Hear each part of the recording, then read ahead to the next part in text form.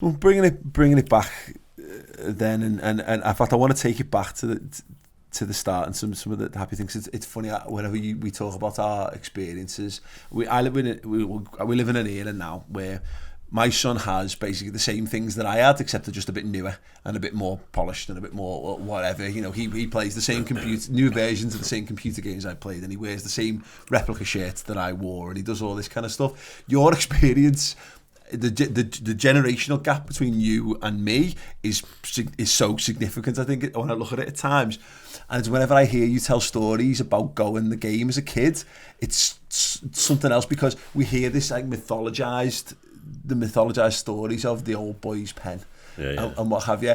I can't fathom a world. So for people who maybe aren't Liverpool fans, or people who are of a different generation, it's effectively a cage to put children in the top corner of the Kop. Yeah, it's like a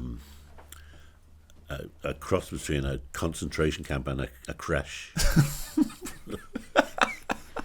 And because you hear this, like there was a rite of passage for all boys going into there. At some point, you have to climb out. And what was that? What was that like? That was terrifying. You're talking like 12-foot steel pikes and barbed wire.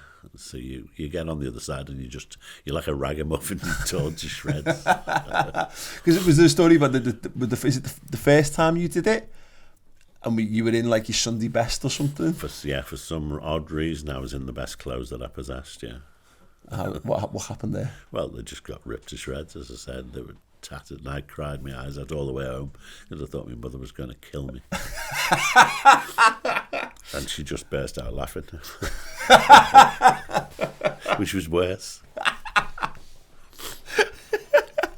I was thinking, though, I was just crossing my mind over the weekend that because I've had all these Liverpool songs just running through my head constantly, that we sing songs about Kenny Dalglish and Stevie Highway, who are not most, but a lot of current supporters that never saw play. Yeah.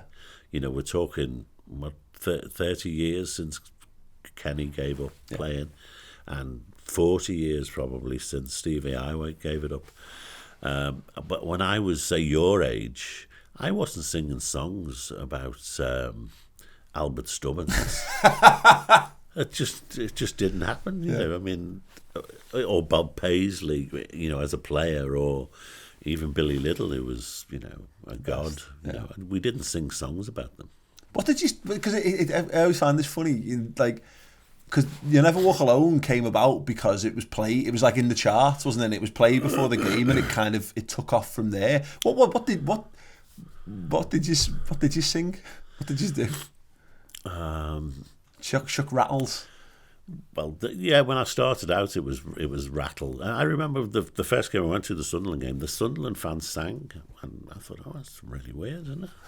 Didn't, and Liverpool didn't really. They cheered and shouted, and then gradually, in the mid '60s, it was like a blooming. The whole city sort of bloomed with the music, and we had a great football team, and there was great wit in the Kop. It was such a funny place to be. There would be people who would just be throwing out remarks which just had you creased up, and they turned into songs, and that stuff about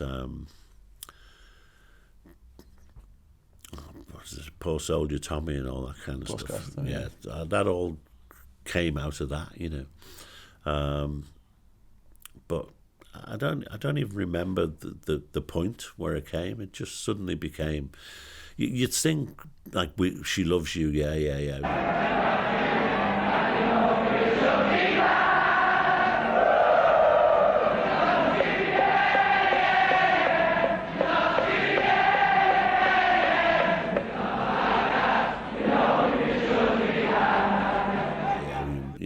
Those kind of things were almost.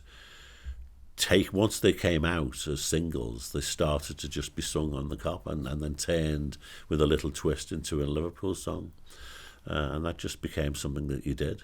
It's funny, isn't it? Because the '60s, you think about, you look back, it's probably the era I look back with most jealousy of is probably 60s Liverpool, when you've got the rise of the Beatles.